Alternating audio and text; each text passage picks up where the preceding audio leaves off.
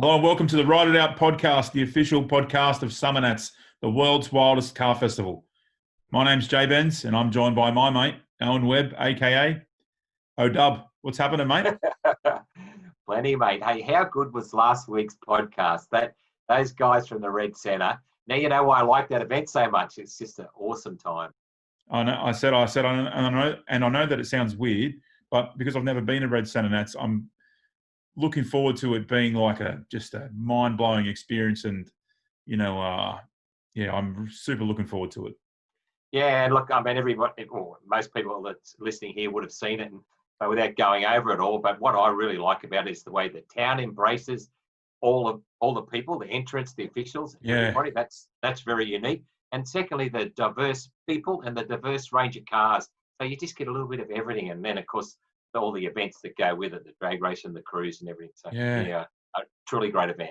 Yeah, after that last week, that chat, I was super amped about Red Centre Nats. I was looking up more photos and more videos and stuff about what's going to happen. And, by me saying, like, I'm excited that I've to go, like, and the fact that I haven't been, I think is cool because it's just going to be to go for the first time. I'm sure you can remember your first time there. And you probably, never forget it. Yeah, I had to work really hard. That's what I remember. No, I really loved it. But I can guarantee you, I bet you that one of the first things you do will be a Macca's run, correct?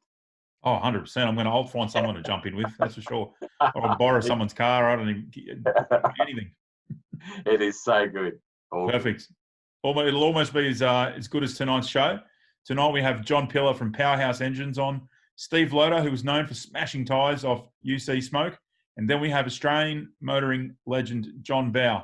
We also have Street Machine editor Andrew Broadley coming on for a bit of a chat, so that'll be interesting to talk to him about what's been happening with those guys. But how about, just to touch on John Bowe, he must be the most winning Australian driver in history, right? I was just you took the words out of my mouth, J-Benz. He is actually he is Australia's most winning living driver at the moment. He's won, as I'm sure I'm going to ask him in in the interview, he's won Bathurst, he originally started he's the Gold Star champion way back before probably most of the people listening can't even remember, but that was open wheeler racing. And then he's done the Tigers, he's done sports sedan, and then right through now, and he's doing touring car masters. So yeah, he's definitely Australia's most winningest driver, and he's a guy that just loves racing and also loves people. So looking forward to that chat with John. Yeah, I saw him recently. Maybe it was last year or the year before. Or he was driving in touring car masters, and he was driving the wheels off this thing. Yeah, absolutely. Yeah, absolutely. All right. Before we go to this skid break, though, we've got a message from one of our major sponsors. All right, here's a word from one of our major sponsors. Burson Garage is your home for exclusive tips, offers, competitions, and expert advice from the most experienced parts people in the game. The Burson Garage program is designed for individuals who have a serious connection with their car and garage, who want expert advice from the most experienced parts people. They're so serious about connecting you with the best parts people, they left out an online shop and developed the Call and Collect program so you can talk directly to their parts gurus. Sign up today and you'll be in the running to win the ultimate home garage upgrade worth over $7,000. Visit bursongarage.com.au for more info. Skid ad. This skid ad is brought to you by Maguire's. And this guy is one of the best view in the world. There's no doubting that whatsoever. Steve Loader in UC Smoke. Big block, blown injected Chevy up the front of this HT Premier. Beautiful car it is. Trying to qualify a reload into the Masters. Couldn't quite get the double ticket, so he's going to stick to what he knows with UC Smoke. And I'm seeing plenty of it right now. Good start from Steve. Nice high-speed tip in. Good levels of smoke. A little bit of flamage out the back, but it looks like it's gone away. Geez, that fire would want to stay away right now because this is a good skid. If the fire gets worse, the fireys will jump in there and call it quits to it. Yeah, instant smoke was great, as we saw. Constant smoke has been good all the way through. The volume of smoke is huge. Oh. Back up to the start line. Good driving. Oh, it didn't quite hit the wall. I think that was just the smoke. Just the exhaust blowing the sign around. And he's got the tyres off already. Broads, quick. That's pretty quick. I think that's going to cost him not getting to the 60-second mark. Unfortunate for Steve, because it was such a tough skid. It was big, all right. Driving it around, maybe trying to fool the judges that it's going for longer than a minute. That's just party time. He's come all the way up here. Oh, man, not a bad score, but not quite there. Crowd goes up. We have 2 Victorians that have made it through to the final 10 here today. We'll see Pickramooses soon, but let's right on board with this skid for what was a powerful tip-in. Yeah, nice tip-in. He's got it in nice and early, and you can see he's come around and done a genuine 360. He had an opening to go back down to the finish line, but chose to stay in the middle of the pad again. That might have cost him a point or two on his driver's skill as well. Yeah, just getting those tyres off in 45 seconds or so, that's what's cost him one of the biggest scores of the day. He's still happy though.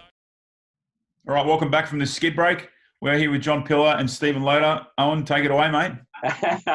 Fantastic. So, yeah, firstly, Steve, I've got a couple of questions to fire at you. You were, after we had all those lunatics on from podcast 10, they all reckon that your car sounded awesome. We've done one of the best skids. So I want to know how come that all came about? Pretty much, if they're talking about the brush notes one, it was Mick just said to me that obviously I had a throttle cable melt, so I didn't make the finals. So he just asked me if I want to get out there and do a skid, and yeah, obviously no pressure, mate. Just went for it, and yeah, just had some fun, and it turned out to be pretty good. Yeah. When did you actually first get into burnouts? The first burnout comp I done was Eastern Nats. I don't know what year it was, but I was 18, 37 now, so wow, that was 20-something years ago, and pretty much been to anything and everything across Australia. It's only been the last couple of years where I sort of just hold back a bit and concentrate on my business a bit, and yeah, so. I remember seeing your black car, the HT, when it was brand new, and was that your first car? Did you have a car before that? I had another car, a UC Tirana, that I owned with a mate of mine, and he used to do drag racing. I used to do the skids, and we had that for a few years, and then the HT actually was just a street car with a 186 in it, and then he sort of parted ways with the car, so we sold the car, and yeah, I ended up turning that car into the burnout car, and it's been like that forever now. So is that where the whole UC smoke came from? Yeah, that's right. So a mate of mine just said, he's doing burnouts and there's UC Tirana, so that's where UC smoke came from. So. Yeah, awesome. That's good. And Johnny, how did you get into cars? Yeah, well, I've been into them ever since I was a young tacker. Probably really got into it probably around about 14 years of age. I was just thinking of a funny story this morning, actually. When I went to primary school, I went to a Catholic school, right? So they really pumped us on God and all the rest of it. And we used to have a reader like every night that we used to have to take home and read in front of your parents and this and that. My mum, because she was pretty laid back, I'd say to her, "Can you sign me a reader?" And I very rarely would even read any of the books that I took home. She just decided off and them at school. But by the time I got to high school, I could hardly read, right? So I was like that kid in class that would sit there and you'd have to read a paragraph each, and I'd go, "Oh yeah, there's about 7 people in front of me," so I'd pre-read the 7th paragraph because I just stumbled my way through it. It wasn't until I discovered Hot Holden magazine, the Street Machine mag, and that was around about that time, early high school, where I just started reading those things just cover to cover, and I honestly taught myself how to reading car books. And then now, I've got a library bigger than the Warragul Library, and I read stuff every day. But it just took that passion back then to learn how to read. That's a really interesting story, because I've been asked a couple of times on my background, and I can remember sitting in school drawing cars and doing all that sort of stuff rather than listening. And same sort of deal. Isn't that funny? Yeah. Yeah, it's unbelievable. Yeah, from that, once I learned how to read and then got through school, I got an apprenticeship as an automotive machinist, which is basically the engine building trade. That was like 16 years old, and that was in Dandenong. I had to travel an hour every day to and from work, so that was 2 hours of a round trip. But I did my apprenticeship at a place called Dandy Rebors, which wasn't like a performance shop, but they were just like a really good machine shop back in the day. And I learned how to machine properly. Like they had you know, they did a lot of vintage stuff. They did a lot of just oddball stuff that no one else would touch. And, you know, like sleeving inline 6-cylinder 2-strokes and, you know, making the sleeves from scratch, you know, with the ports and all that in it. And, you know, I was doing that when I was a second-year apprentice, you know. So, yeah, that was just a really good place to get a good grounding on how to machine engines. And then from there was a local place in Warrigal called Graham Hussey Performance. And Graham was like a legend in the sprint car. Yeah, I remember him. Yep. Yeah, Graham, yeah, he's still going now. He's just a guru for his day. He used to be right into drag racing, actually. They had a first rail car that ever ran sixes, you know, back in the day. And then, yeah, so I went and worked for Graham and Dave. And that was it until I started up my own shop. Just on apprenticeships, I remember when I started my painting apprenticeship a million years ago, $206 a week. Yeah. Killer money. I was on 161. That's why you got to have the passion, Because it was never about the money. You would have done about $100 in fuel getting there and back, wouldn't you? And then about $60 left for a few beers at the tavern or something. That's it. That's all it is. Yeah. When did you start Powerhouse Engines, Johnny? So been basically 15 years ago now. So we just started off small. Started just renting a little factory just around the corner until we outgrew that, and then we bought our own premises, and now we're out of room in that one. We've extended it 3 times, and now looking to buy the one next door. Wow. So what do you do? I mean, obviously you're building killer engines for people like Steve and that, but what else do? You obviously do other stuff than just build engines. Yeah. Okay. So the business is pretty much sort of 3 businesses now in one. Obviously, there's the engine side of things. We're pretty massive into the drive shafts, like the tail shaft manufacturing, just making, you know, the bit between the diff and the diff and the gearbox, and as well as the diesel tuning side of things. So my job day to day these days, I've got, you know, 5 of the best guys known to man working for me. Like, got a really good team. So I pretty much just run the show as well as just run the engine dyno and the chassis dyno now. So performance diesel is really big in this area, and it's just big everywhere. You know, like, it is. I can't believe just in the last few years how it's really taken off, and obviously having, you know, computer controlled diesels, you know, it's similar to like old injection pumps. It's similar to like a blown alcohol setup, you know, your old mechanical type fuel injection, and then now, you know, everyone's EFI on race engines, and diesel's computer controlled as well. So we've got that real control over the engine, and you can make, you know, big power safely. And it's the same thing with these LSs in the burnout scene. You know, like, as much as I hate listening to them, the fact that, you know, a computer controls it, they just last forever, and it makes it affordable for people to compete in the sport. Where in the old days, like Chris Christo's days, we were talking to him the other day, and you know, like, guys used to build like a killer Cleveland like his. They used to go out there, they used to sound, you know, unbelievable, but a lot of the times guys would break them because absolutely that style of engine. So I used to really like that them days. You'd get 308s and Cleveland's just revving 8,000. You know, they wouldn't do it for very long, but man, they sounded good when they were doing it. Oh yeah, great. Better than an LS anyway. On a limiter. Speaking on that, like, a lot of people talk about Steve's engine and a couple of other engines that you've built. What do you do different to get them to sound so killer? I think probably the main difference, there's probably not much difference now between, you know, George's engines, Brett's engines, my engines. They all got a similar sort of note to them, but I think we're probably one of the first to get on top of the tune-up. You know, early days, I'm talking like Leroy when, you know, he was blown up. One of the first cars that I would say was really sorted and had that, you know, dominant run, winning, you know, most things around. And then Pete Ramuso, obviously, once we sorted out that ute of his, those cars were in a league of their own. And it's just, obviously, I had the engine dyno at the time, and I just spent the time on it and just learnt it and got the results, I suppose. Yeah. I was going to ask you, I know you do Steve's and Gramusas and that. What other engines you build? What other guys in the scene? Oh, obviously you got Chris Genter in from Hal Commodore, Paul Cook in Blown. What's it called? Blown.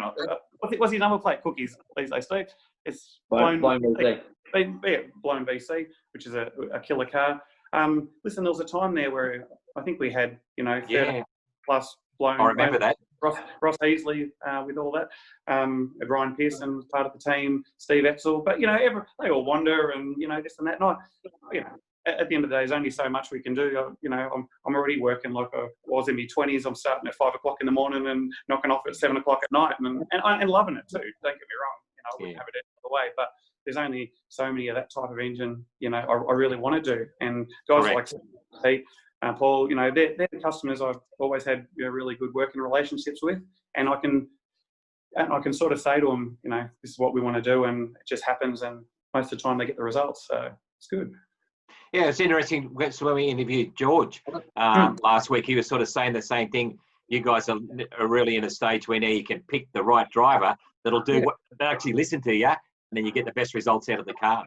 Yeah, 100%. It's all about it's just like any team sport. You can have everything in place, but if the guys aren't, when things aren't right, you won't get the results. So that's what it's all about, having the whole package. Yeah. So, Steve, what was your first Summer Nats memory? First Summer Nats memory. Was a very good one. Probably that time when Frog got jammed and smashed into the barrier. I thought about it. It's not a good memory. Not a good one, but I've had no luck. I've been going there for I don't know how many years now, and there's always something at Summer Nats. Something's broken, blows up. Just they've had a good run there. Well, you better get organised because everybody was wishing you, mate, to be the next burnout master. If you heard that podcast the other night, they're all cheering for you. Yeah, I did watch that, and everyone says, "Oh, next year's your year," but always keeps having bad luck. But still good to go there and have fun, mate. That's all it's about. Yeah. I don't know whether you have bad luck. I think you just try so hard. Every time I see you, man, you're just going crazy. So it's good. Yeah, I think to be honest, it's one that I'd like to win. I don't really care about winning or losing. It's about going there and make some fun. But that's one I'd like to just lock away. But I think I put a lot of pressure on myself too. So try and take that away. So it's really interesting. I've asked nearly everybody, at all the competitors there, what's their favourite event. And Summer Nats never comes up as a favourite event because I think everybody just tries so hard for that. They all feel the pressure. So take it easy next year. Be like Lindsay. Yeah, try it. That's right. Can I ask you, Steve, when you doing one of your infamous skids, do you know when it's catching fire like straight away, and then you go, oh, here we go? Not really. You can sometimes you can hear the note change a little bit, or when you turn around, you can feel the heat, and then you think, now it's all over now. So, and I've tried different ways of putting it out, and tried different techniques and just stuff because back in the day it was pretty cool and whatever else, but now I'm over it. I just don't want to catch fire. I just want to go there and just do a burnout and complete one, and that's it. But I think the crowd might feel the other way though. I think they might. The crowd definitely loves it. So. Well, you just have a look at. There's so many photos of fires and burnouts on all the socials everywhere. It's interesting, isn't it? Like, you remember struggling with the Commodore wagon. He never won anything, but he got more photos in Cover a Street Machine and everywhere than nearly any people at all. Yeah, that's right. That's sort of how it works, isn't it? Yeah, it's pretty funny. So Steve, another thing with you, you had the Black HT is such a great vehicle, and then you built that Commodore. Like you were building cars to another level as well. Obviously had the old car, and I thought, well, we'll build something new, and the VE was sort of the new car at the time. And to drive them, they were just totally different, worlds apart. The HT doesn't steer or stop. A Commodore, you could turn around on a dime, and there's two totally different cars to drive. So you sold it. What are you thinking there? I don't know. I'm old school myself. And then obviously with the VF, it was the last Commodore to be built, so I thought I wanted to try and be the first one to build one of them as well, and sort of just cloned it off the VE. Really, it was built. I pretty much built the same, just a few little different things. Same engine combinations as Johnny done the engines obviously for those two cars as well, which are pretty much similar to HT. So the combo seemed to work, so I'm more stick with it. So you just got to campaign the black Holder now, HT? Yeah, I just run into asked Rick or Justin Brown and all that, they'll tell you the same thing. Running 2 cars at an event, one's enough, let alone 2. So I'll never say I'll never build another one to run 2, but at this stage, it's just definitely concentrating on 1 car. Yeah. So, so Johnny, what's coming up for you? I mean, you actually had a burnout ute, didn't you? Yeah, I've still got the thing in the shed there, but I haven't got no time to work on the thing. But I've got that much going on, and other bits and pieces. It's just it's the last thing on my mind at the moment. I just concentrate on my customers. I'm pretty keen to see Steve get back out there and obviously help him to win some of because just one of those things has eluded him. So I'd love to see him up there on Sunday Arvo. That's for sure. It must be difficult for you. I mean, you probably enjoy the whole driving thing, but you guys seem to really got to look after your customers here, especially you don't want to go out and beat them. Yeah, exactly what George was saying the other day with his car. Like, you go to an event, you got sort this out, do that. You got to check. These things. You got to really be onto everything with them. And if you're there mucking around with your own car, your customers are going to get neglected. So the main thing is, like Steve.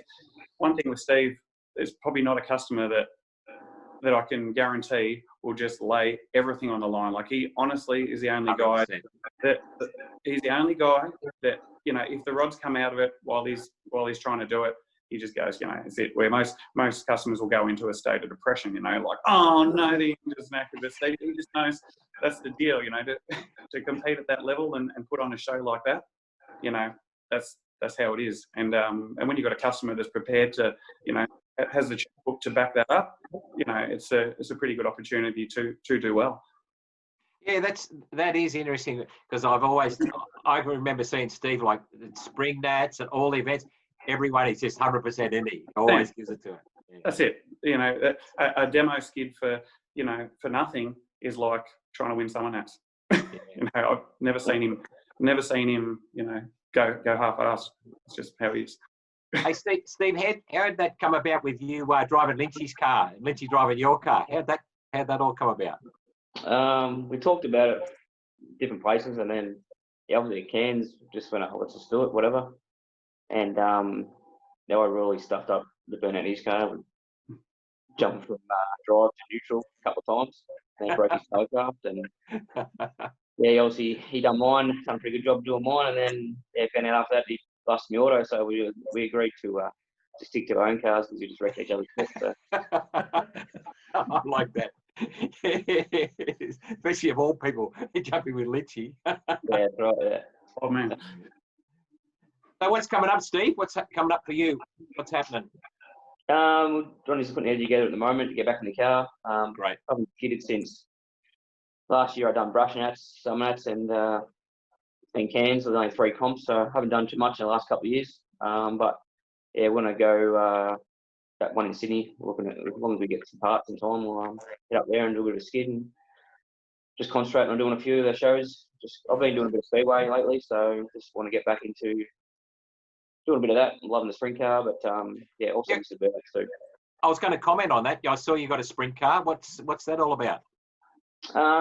Just something different, mate. Look, I've been doing burnouts for that long now, and I've been to so many different events.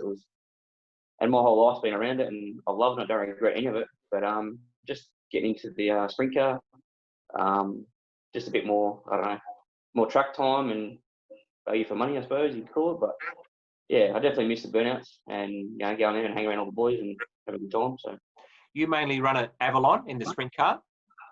Yeah, I've only just got into 360 class. So you do Avalon and in the 360 class in Victoria, do a bit of travelling. We'll say probably go obviously with the COVID stuff now. I'll stick with that next season and maybe step up to the 410 or something. Just see what happens. Yeah. You enjoying that? Yeah, it's just the adrenaline and the first time I drove, I just couldn't believe I can't even explain how fast and it's just unbelievable. Best adrenaline I've ever had in my whole life. It's unbelievable. You got it. It's unreal. And like it's so close, wheel to wheel racing there in the dirt, just sliding. It's just pretty mad, isn't it? Yeah, just fast pace. There's another one right next to you. Any time you're tipping over, you're in defence. It's just and just you're on dirt and you grip into that dirt and just it's out of control. I can't even explain now. Adrenaline rush you get from it. So. And they sound so good. Yeah, it definitely is. Yeah, It's just that's something good. I've always wanted to do. I've always wanted to race or drive a sprint car, and yeah, I just sort of talked about it, and I don't know, just done it really, and that's pretty much how it went down. So what else are you doing? Your towing business is going pretty good as well at the moment. Yeah, so I've also got towing business I've had for a long time, and we're starting to push that at the moment. And yeah, we've quieted down there for a couple of weeks with the COVID, but apart from that, we've been busy. We're busy as we've ever been. So yeah, it's going really good at the moment. Yeah, that's good.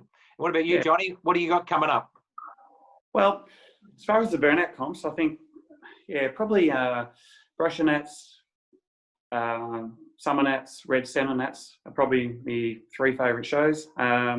Obviously, me and Steve, we run Motorfest at Lardner Park there, so not as though I'd probably want to be a competitor at my own show, but, you know, we're going to put obviously a fair bit of work into, you know, promoting that for next year. And yeah, just keep practicing guitar, keep building engines, and that's about it. And try and spend some time with me missus and kids. Which one's more frustrating to get better at, guitar or engines? They're both just as much of a challenge. To tell you the truth. Yeah. The only advantage I've got with engines, I've been doing it for so long. With guitar. That's fantastic. All right, guys. Look, I really thank you for your time, and look forward to seeing you out and about. Hey, when we can all get out again, a few events. Yeah, and I can't wait. Good on you. Yeah, Absolutely. definitely. All right, guys. Thanks a lot. Thanks for coming on. Cheers. All right, cool. See you later. Cheers. See ya. Pleasure. Bye. Skid ad. This skid ad is brought to you by Street Machine. Oh yeah. For the first time's made the top 10. And if you haven't seen this car skid before, check this out. Big, blown, powerful, and hits the pad hard and fast. Big ribs. I could tell Tommy was super nervous.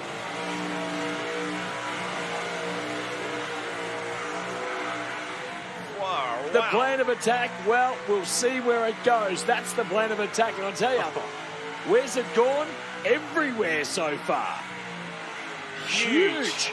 Huge start for Thomas Beltrame right now, Jace. Dude off the freaking hook is how we would explain this one. Just needs to use some more pad here. Got to get Yeah, that car I agree. moving. Everything else has been perfect. Now he gets it moving. That's okay. Now he uses the rest of the pad. Oh, Listen to the sound, the noise, the ferocity and anger from that 500 plus cubic inch blown and injected engine. The crowd are loving it. I'm loving it. I know Chad's loving it as well. And the tyres are done. Nothing left from this FJ40 Toyota Land Cruiser with young Tommy Beltrame from South Australia. Chad, what a skid. that's a jaw drop. I'm going to fire some questions at you, and Okay. I'm just going to find out a little bit about you. So, I want to know, firstly, as I ask most of the people on this podcast, how did you get into cars? How did I get into cars or into motor racing? Yeah, cars first. Yeah, like cars in general. Well, my dad, you know, was a car. First of all, he was a mechanic. He was a kind of a weekend tuner. This is back in the late 50s, you know, when I was a little tiny kid. So he used to have a weekend always, you know, MGs, Austin Healey's, you know, things that had multiple carburetors and all that stuff. He'd have them in the garage or up the driveway. They'd come down from Launceston or the west coast of Tassie, or some of them come up from Hobart even. And then he became a Holden salesman. Oh, right. So I just grew up with cars. You know, we were a car family. And then in about the early 60s, he bought his first racing car, which was a little MG special thing with a supercharger on it, which a lot of those things, you know, homemade things back in those days. Yep. So, you know, it just happened. There was no planning involved. It just happened. So I've become a car lunatic just like you. and that is so normal. I ask that to nearly everybody in the podcast just to get the background, and it's nearly always from their dad, hanging around the garage with their dad and stuff like that. So I'm guessing you raced early down in Tassie, did you, with your dad? Well, my dad raced from, you know, when I can basically remember. we always had a race car in the garage. He let me drive the first factory kind of proper. He had homemade things, home built specials and things. And the first proper racing car he had was an Elfin, a thing called a Catalina. So it was early 60s. It was second hand. He bought it off Brian Sampson from Motor Improvements, who, was a very well-known, quite famous driver. He bought it off him, and he let me drive it when I was 11, before I went to high school. But I drove it, carefully. Yeah, sure. Well, I didn't drive it carefully enough for him, because he'd give me a bollocking afterwards. But anyway, and then, when I got to be, 15 or so, I don't know how it happened, but I do know how it happened, but it's sort of a funny tale, and I'm not sure it should be told on where people can actually hear it. general media. It's sort of something I usually tell people in a little enclosed room or something. Fair anyway, enough. the long and the short of it is that I ended up with an Elfin Formula V that my dad and I went halves in. So it cost us $800 each. And that's when I started. I started racing when I was 15, nearly 16. Yeah, And Tassie? In Tassie, yeah. I raced in Tassie for a long time. At Baskerville or where? What? My first race meeting was at Baskerville. Yeah. I'd had a practice day at Simmons Plains. I did my first meeting at Baskerville. Formula V still is too a good category to learn in, about racecraft and slipstreaming and all that. And in those days, it was relatively new to Australia. Yeah. And it nearly all the really good drivers that I'm aware of have come through Formula V, haven't they? Yeah, a lot of them Back did. in the day. Certainly my era anyway. A lot of them did. Larry Perkins and John Smith and guys like that. A lot of those guys did Formula V early on. Even Bargs did Formula V. So so it was good, really good grounding, to be honest. But I went to my first race meeting at Baskerville. We towed the V down with, my dad had an HG 253 Ute, 3 on the column, Yeah. We thought this was the ultimate tow car. It was like an aqua coloured thing. It was. Yeah, it was a great tow car though. And so then I remember driving into the circuit. This was very early. We left home early in the morning, like 4 o'clock in Devonport to get there. And driving into the track in the morning on Saturday morning, ready for practice. And I felt nauseous in the stomach. I thought I was going to throw up. This was my first race meeting. I'd been going to a racetrack all my life, but I was never racing. Yeah, and I felt like I was going to chuck. It was terrible. And I qualified. How'd you go? Yeah, how'd you go? Well, I qualified 4th on the grid. I thought, oh, geez, how good am I? And I ran out of talent on the first lap. So there's a downhill off camber quite fast. It was top gear in a Formula V corner at Baskerville called Calvin's, and I just ran out of talent. I ended up about 100 metres out in the paddock amongst all the thistles and everything. So it wasn't a very good debut, but I got better.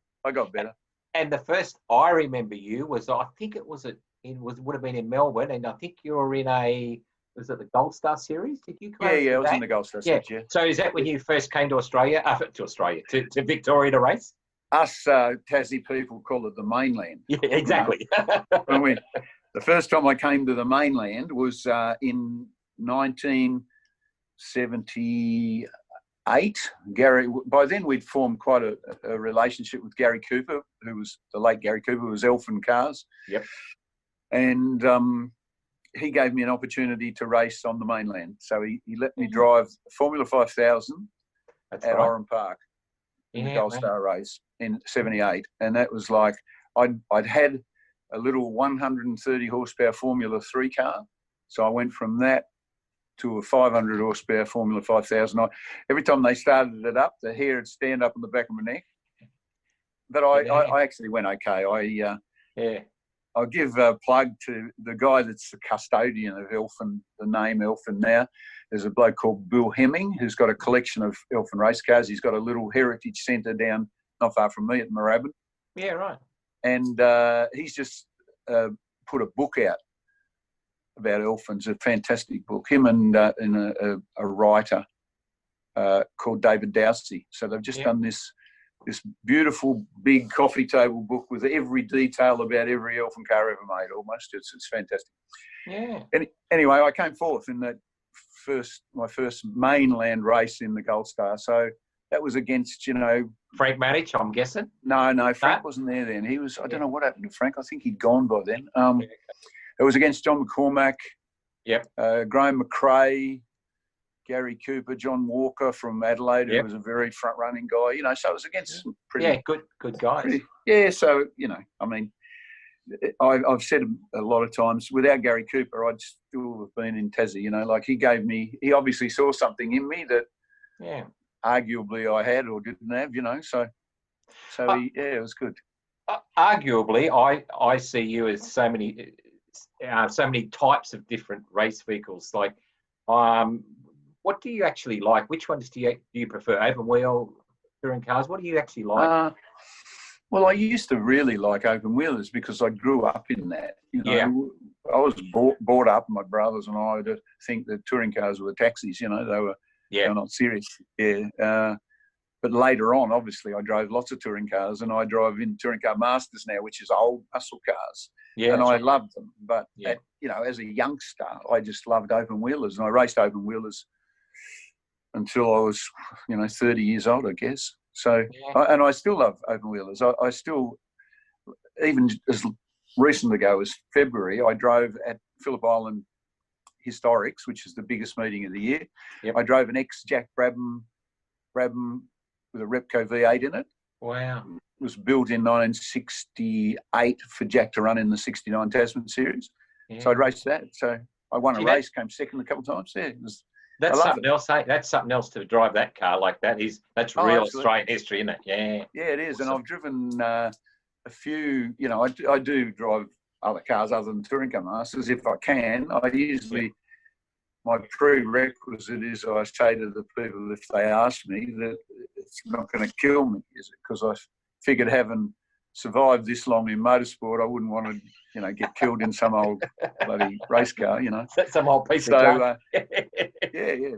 My friend Joe Collegia had he had a Formula One March from the 70s, and I raced that for several years, and it was beautiful. I loved it. I love open wheelers, but you got to be sensible. The new category, the S5000, that you're aware of all that. Yeah, well, that's like the best thing to happen to open wheel racing in Australia for 30 years. But I'm not stupid enough to think that I'm 30 years old still. So I do know how. 32. I do know how old I am. I do know how many laps I've done.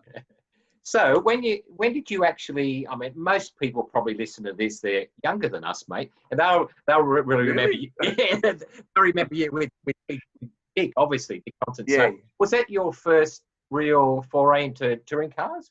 No. I started my first touring car race was Bathurst in '85. Robbie Francovic and Mark Petch came over with their Volvo from New Zealand, and I think they were trying to get a factory driver, and I don't think they could get one. And I ended up in it by knowing them, and I hassled them a bit about the drive, and I ended up in the car with Robbie as a co-driver. We didn't finish. The car broke, and so the next year, Volvo dealers and Volvo, the company, formed a proper team. It was called Volvo Dealer Team. Yep. And they got John Shepherd, who was ex-Marlborough Holden Dealer Team. Yeah. Yep. They got him to run the team, and him and Mark Petch were involved in the management side of it, and they asked me to be the second driver. So for the third round of the Australian Touring Car Championship, as it was then, I had a car. They got another car from Sweden, so I had a car. So it was Adelaide Raceway, the AIR. Yeah, so I qualified on the front row of my first touring car race, and then the next weekend I qualified on pole. So I made an impact. Now, whether that's good or bad, I don't know. That was obviously good, because you went on to a pretty fantastic career, obviously, with Dick after that. Yeah, well, then the next year, see, Volvo pulled out. Yep. at the end of that year, and then so there wasn't any regular drives around, so I agreed to be Glenn Seaton's co-driver at Nissan, where it was sponsored by Peter Jackson. So I did 3 or 4 races, including one in New Zealand with Glenn, and then the next year Dick called me and asked me, would I be interested? Of course I'd be interested. Why wouldn't you be? Yeah, absolutely. Yeah. Because this touring car business, this is, I think, funny. I started to get paid, and I couldn't believe that someone would actually pay you to drive a racing car. So I go, geez, how long's this been going on? So I couldn't wait to get back in it. So how long did you drove for Dick for many years? How many 11 years? 11 years. 11 years. And I know how many Bathursts? We won twice. Won twice, yeah. Won twice, but we came second 4 to 5 times, something. So we were mostly, there or thereabouts. We were amongst it. Yeah, always. That's right. Was that in the Falcon or the Sierra, or one in each? Sierra, we won 1 in the Sierra. Yeah. We came second in the Sierra 3 times, I think. Yeah. And we won in the Falcon as well, and we came second in the Falcon twice, I think, something like that. Anyway, I've been to Bathurst. I'm not sure. I was talking the other day about it to somebody. I'm not sure whether I'll even go this year, because it's the first time in 35 years that I won't go if I don't go. Wow. At the Bathurst 1000. I mean, I haven't raced in the Bathurst 1000 since 2007, but I've raced in the 12-hour and 12-hour, yeah, exactly. Touring Car Masters and all that stuff. So, yeah, and our category wasn't invited to compete. We're competing at Bathurst later in the year. Later in the year, yeah, that's right. So, I'm not even sure I'll go, because, it's expensive to book accommodation and all that stuff. So when you're unemployed like me at the moment, you've got to be mindful of stuff like that. But you're still close with Dick, and you've got a long-lasting relationship, haven't you? Yeah. Yeah, well, I mean, I left Dick because there was 2 reasons. One is that I was offered by a guy in Western Australia who started a team sponsored by Caterpillar, which is, an iconic brand in the world 100%. of brands. 100%. He offered me a really good deal, money-wise, at the time. And Stevie J was just coming along, and I thought, this will create an opportunity for Steve. I've always been very mindful of his abilities. He's a fantastic driver, like really way better than people realise he is. So I left, but then Dick got the horrors with me for a while after that. But anyway, only for a year or two. Only for a year or two. And now we're friends. We're good friends. I mean, I ran my Mustang Sally for Stevie for a while once I moved to a Trana, and now he's won 3 championships on the trot. So so I was going to touch on something you said there. You're actually, I think you've mentored quite a few drivers, from Cam McConville and Stevie J, and that's you actually obviously like that side of the whole industry. Well, I like to help people, because I've always been. I don't want to make myself out to be a saint. I'm as self-centered as any other racing driver, but you're no saint. no, I'm definitely no saint. But it's sometimes you need help. Unless you've got a really wealthy dad, which not a lot of people have got, who's prepared to spend a lot of money on your learning. It's quite nice to help people. As young guys, I still help young guys if they ask me to. A bit of advice and a bit of. Nowadays, you can't necessarily be as effective as a driver coach, because there's all this data stuff now that the car collects, and generally they have a sort of a data person and maybe an engineer. They call them an engineer. They may not be an engineer, but they know how to decipher the data, and they teach the drivers things, young drivers particularly, how to drive the car.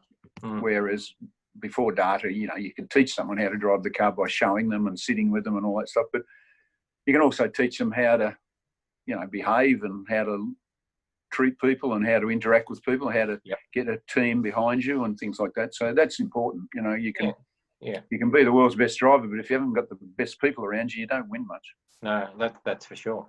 Mate, the other thing I want to talk to you about summer nats. When was your first summer nats? I know you've been coming for many years. So I think 15 years ago. Oh, yeah, I think 15 years ago. Yeah, I know it's been there for a lot longer than me, but the first since my involvement with Rare Spares. So I've been, I think, 15 years with Rare Spares as an ambassador for their product, and they make some amazing things. And I go out there quite regularly, and there's always new stuff. Always. It's incredible. I can't believe how many things they make, like the most bizarre little things that you would never think anyone would even know existed. They make for restorations, particularly on Holdens. I mean, there's a lot of Ford stuff as well, but on Holdens, they make these little clips and little O-rings, and man, it's unbelievable. So I've used many of them, don't they? I know you have. I know you have. It's good. It's incredible, isn't it, though? And I've talked to you. Yeah, Summernats is such a big event in Australian motoring as well, isn't it? Absolutely, the biggest. Yeah. And it's I love it. I have a great time because I love the people. Yeah. I be on the rare stand, and we have some posters to give away, and but I get to talk to families that love cars. So they all love cars. Anyone that goes to Summernats loves cars.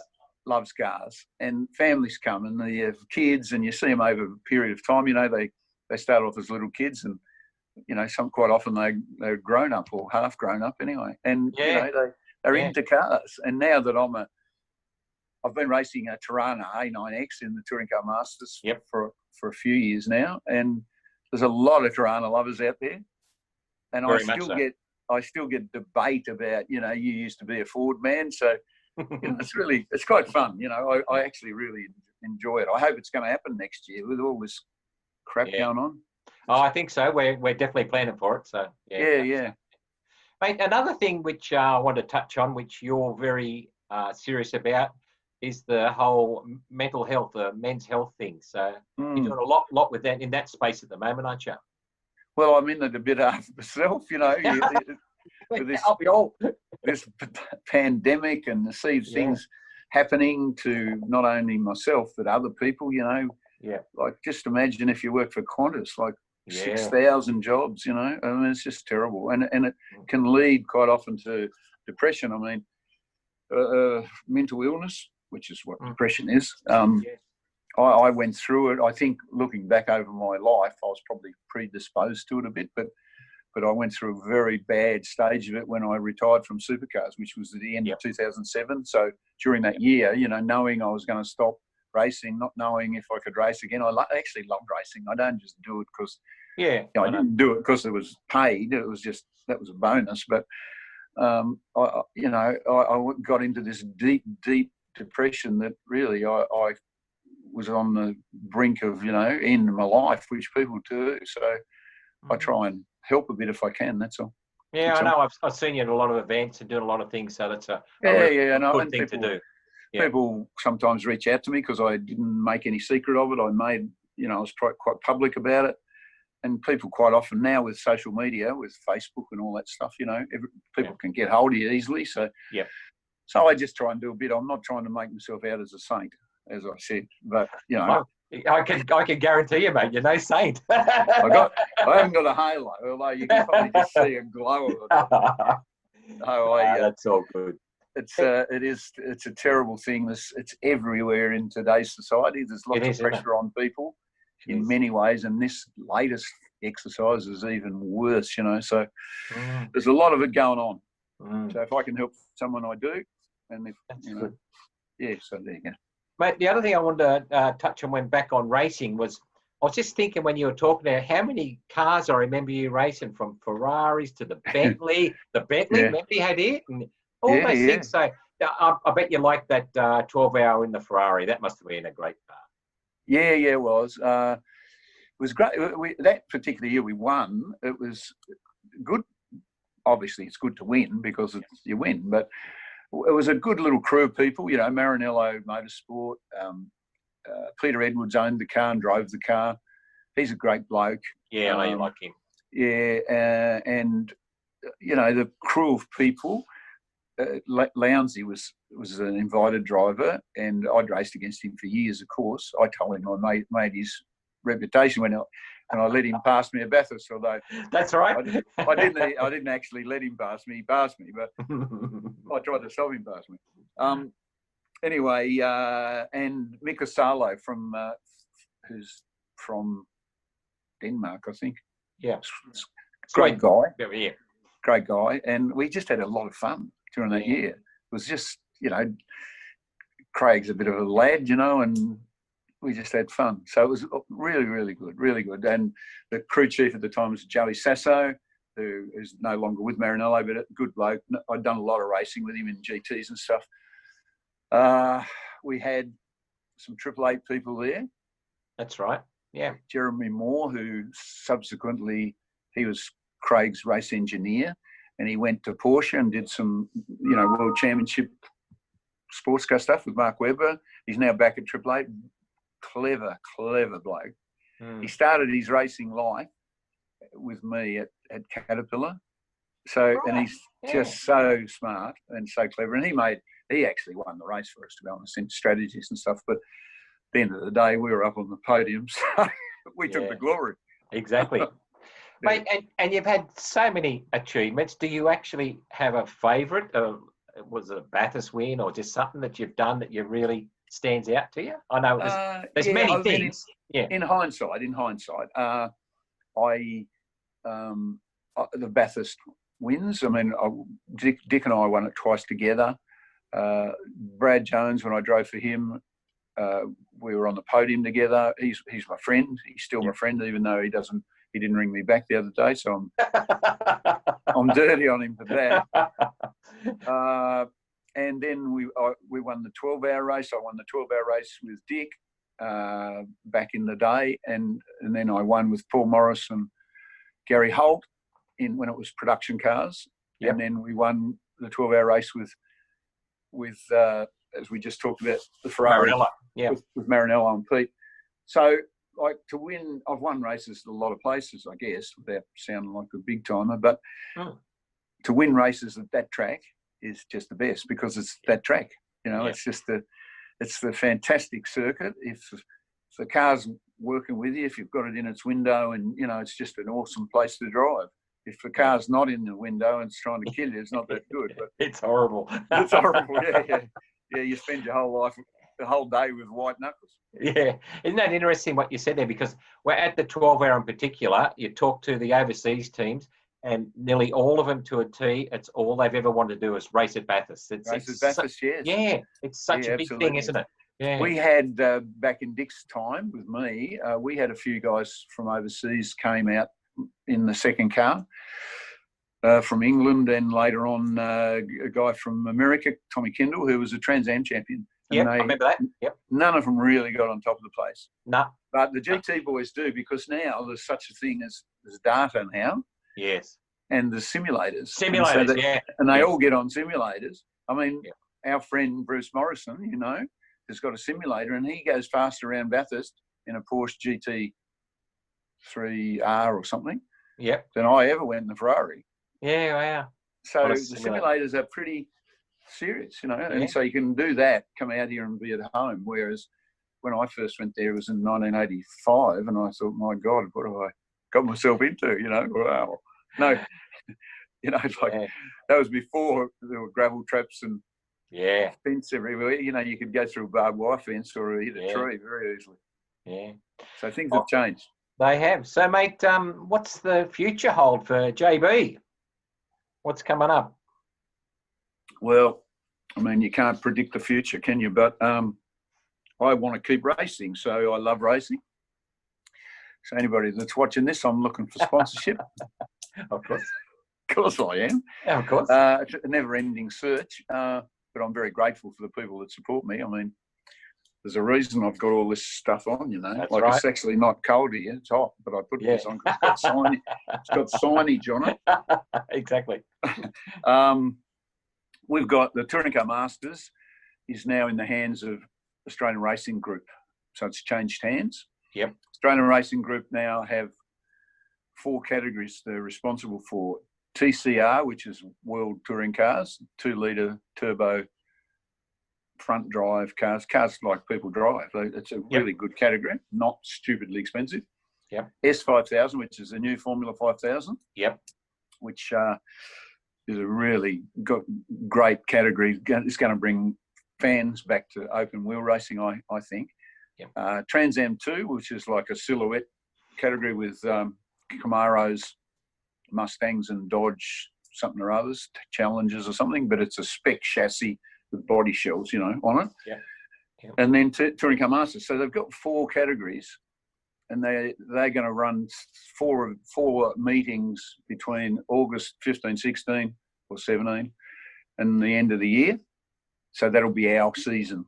So we've done 1 round at Adelaide Street Circuit, and then we'll have 4 more. So our season will be 5 rounds. We do 4 races per round, though. So we do the first race is a reverse grid thing, which is challenging to say the least. Yeah, exactly. Every time you get, I actually really love it, but only I love it when it's finished rather than yes, exactly. when you're in it, because it's wow, like action packed. Exactly. It's like going on one of those scary rides at Dreamworld. Woof, when you finish, you go, wow, that wasn't that good. And then we've got a race at Sandown, or race meeting at Sandown. And then we've got one at the Bend in South Australia, which we've never been to. Touring Car Masters have never been there. It's a great facility, great track, interesting. Because our cars are, the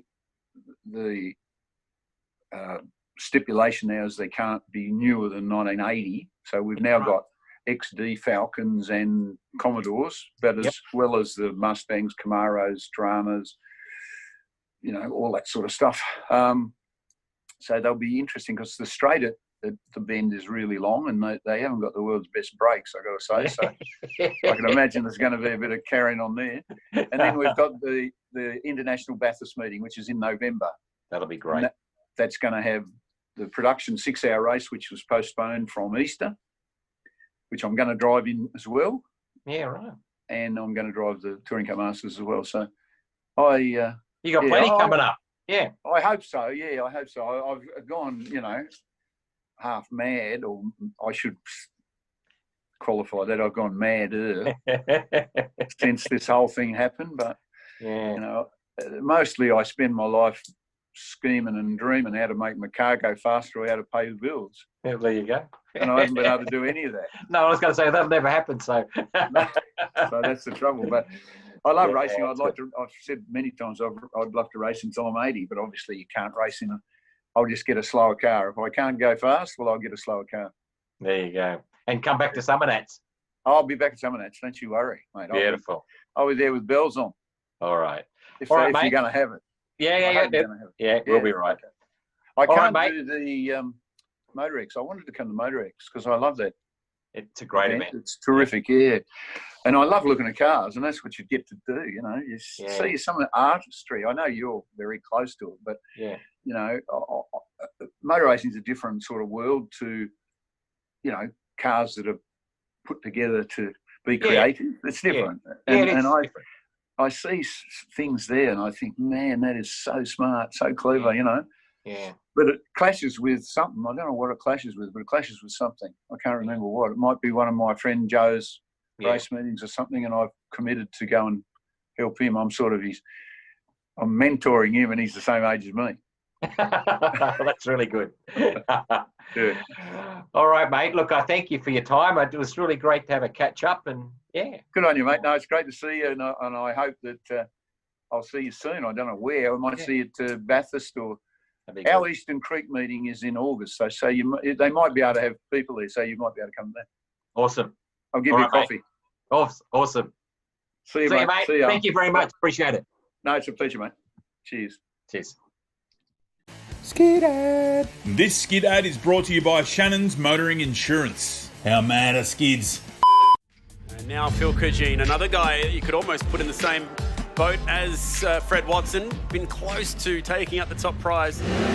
Been inside the top 10 before. One of the best presented cars in the top 10 as well. This man, well, he is here because he won the Summernats Burnout Championship in 2018. Had automatic selection to come into the Burnout Masters field. And then look at the smoke. He is serious. Of course, small block Chevrolet, we see so many big blocks these days. Still retains and runs the small 377 Cuba. Oh no, he's hit the wall again with the right rear. similar to the last time we saw him in the Masters, but it happened at the other end of the pad with the other side of the car. Oh, you've got to be kidding. Is that the moment for Tough Street? Was seen earlier in the year out at Red Centre Nats. And now that foot buried hard up against the engine bay firewall. Bang. In unison, the rear tyres let go. It was a great skid for Tough Street. Can't believe that he has touched the wall again. It's only so minor. Look at that. Well, that's right. It's not showing any damage on the rear. That's great because it's one of the best presented cars you'll ever see. The airbrush work with this car is amazing. Multiple Tough Street Award winner here at the Street Machine Summer Nats. Gee, I don't know, Jace. It was a big skid until that point.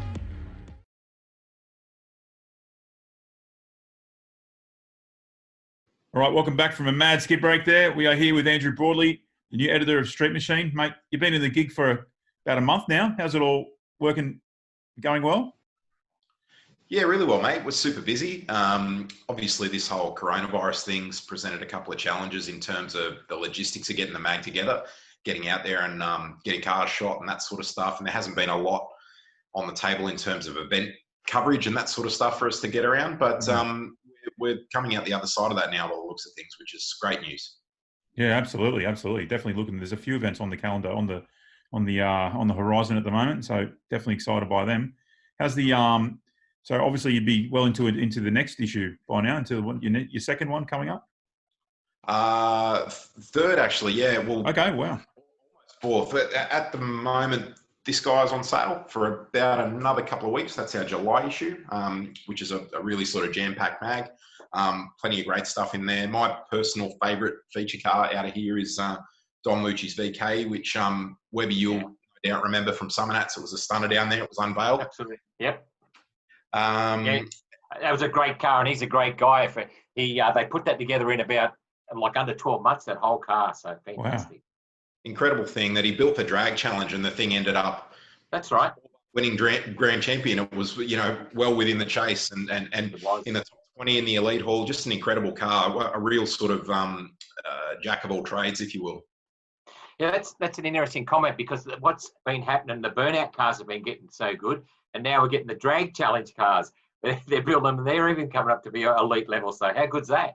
Yeah, absolutely, mate. Yeah, really looking forward to seeing that thing hit the track at Drag Challenge when that gets up, which, all going well will be later this year, COVID situation notwithstanding. I was going to ask you about that. So you're doing what tracks you doing this year? I don't know that it's 100% locked in yet.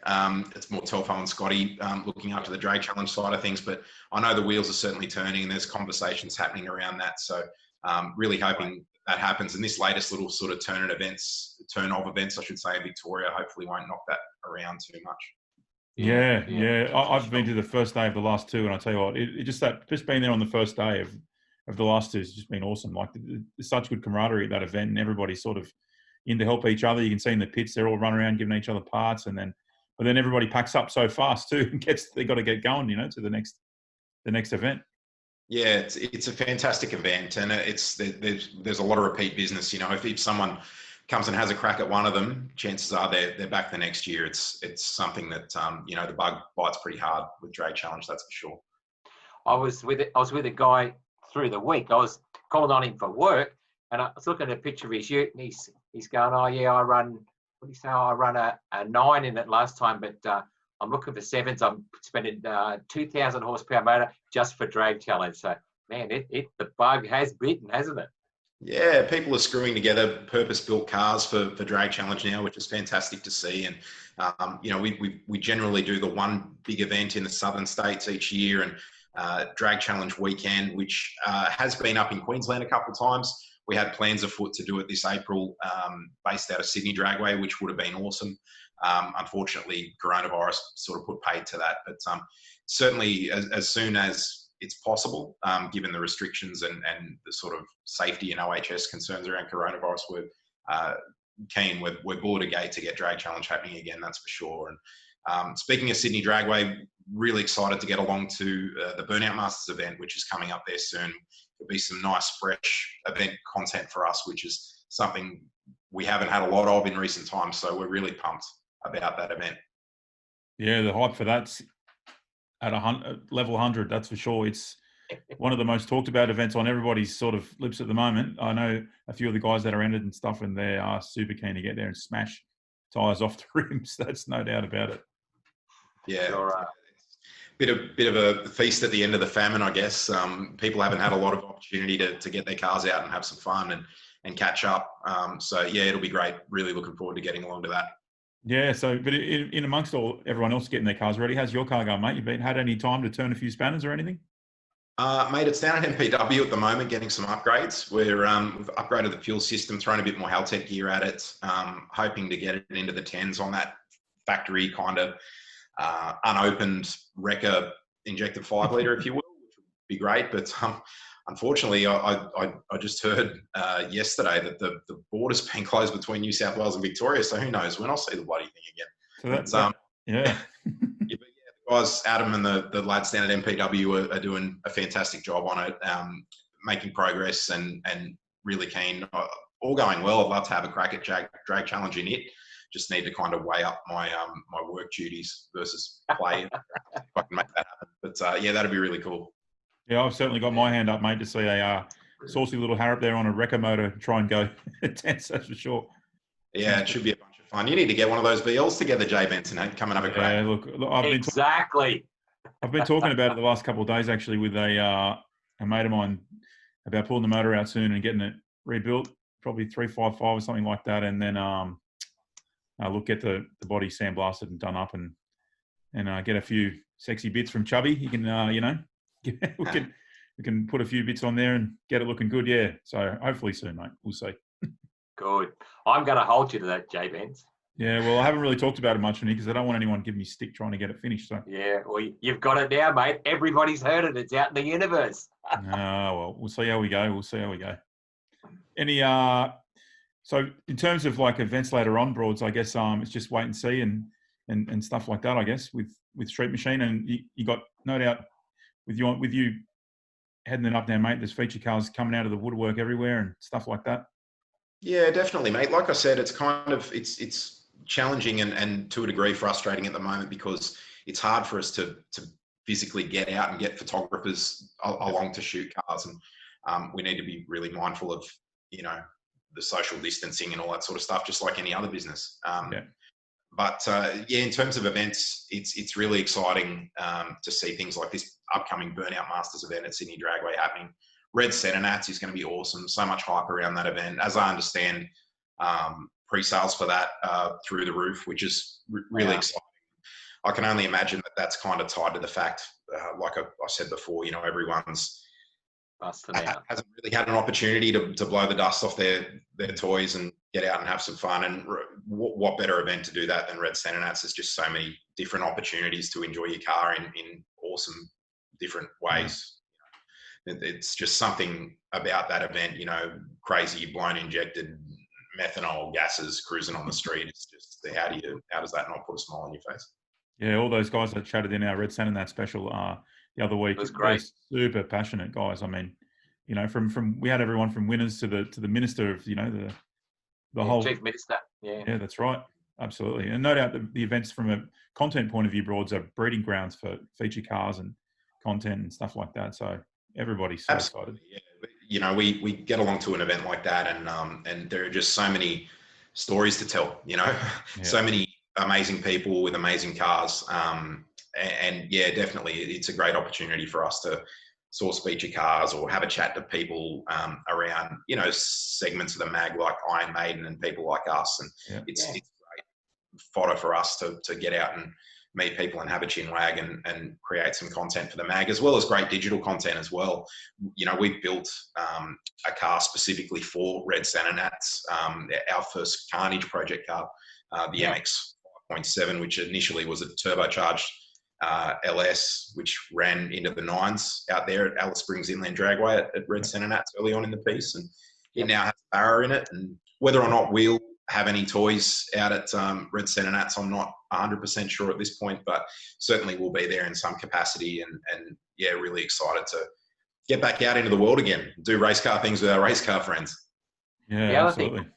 nothing, Broads, while you're talking there, I was just thinking, and I haven't sort of really told many people, but I guess it'll be out there now. I've got 35 cars, new cars, on an unveil list, which will cover Motorex and some, and that's that. So can you believe that? And seriously, they're all pretty good cars. So you're going to have some content, man, coming up, that's for sure. Bring it on, Webby. Yeah, fantastic. Fantastic. Credit to all you guys at Street Machine, mate, keeping the pages full in these hard times, no doubt. You know, they're getting a bit easier now, so no doubt it's going to go from strength to strength, mate. Yeah, for sure, mate. We're really blessed. We've got an incredible team. A lot of sort of the unsung heroes, I guess, of the mag guys like our sub Brett Collingwood, who's just a rock star, and Leah, who's a brilliant designer, and you know they're all working really hard behind the scenes. Kian does a lot of writing for the magazine, and he gets pulled in several different directions to help Scotty out as well with Carnage a fair bit. So yeah, we're all working pretty hard for sure, but very fortunate to have a really passionate and talented team. A small team, but yeah, quality people for sure. 100%, mate. 100%. Thanks heaps for coming on, Broads. Appreciate your time. We'll touch base with you soon. Appreciate the chat. Cheers. Thanks, No worries. See Broads. you, mate. See you, mate. See you, Bye. mate. Bye. Dad. Anest Iwater. What is that, you say? Listen, Anest Iwater brings to the Australian market a wide range of equipment for the spraying of liquid coatings. Nice. These may be for automotive uses, both at production and refinish levels. They can even supply equipment for the beauty and film industries where it is possible to spray makeup, airbrush fingernails, body art, and spray on imitation suntans. Because who wouldn't want to have a suntan, right? Yeah. All right, welcome back, Webby. What a show, mate. Pilla, Loader, John Bauer. Look, they're all, I know I probably get sick of saying it, but we've had some just fantastic guests, and three with Broads, 4 great guests again tonight. So yeah, really, really good. I reckon we'd hold the world record on this podcast, Webby. I reckon we'd hold the world record for the podcast of the most drivers who've smashed the most amount of tyres. Like, how many tyres do you reckon have been burned by the people we've had on the podcast? Man, I hadn't thought of it like that, but what about the night we just did all the whole 12 lunatics together, mate? There would have been thousands and thousands of tyres burnt just by that crew. Yeah, that's pretty cool. We'll take the world record. That sounds good. Absolutely. We've got it. You got a question tonight, Webby, I think? I have. I want to know who builds the engines for Steve Loader's UC Smoke? And that's a pretty simple question. So if you've been listening, you'll know that answer. So shoot it into podcast@summernats.com.au. Absolutely. And the prize is a bottle of Maguire's ceramic liquid wax. Well, half a bottle, because the other half's sitting on Webby's balcony, I think, is it, mate? My Camaro, right behind me. New Camaro. Awesome. Also, we want to see some pics from everyone that's been doing some stuff in the garage or going for a cruise. So obviously you can email those through to podcast@summernats.com.au. Here's a bit of a look at some of those. Everybody seems to be out and about a bit more these days, Webby. Yeah, I'm back at work as well. So I've been travelling down the coast, and then I was out to Griffith last week. So catching up, doing some work, but also catching up on a lot of the new cars that are being built and talking to some of those car guys. So yeah, enjoying it. Really good.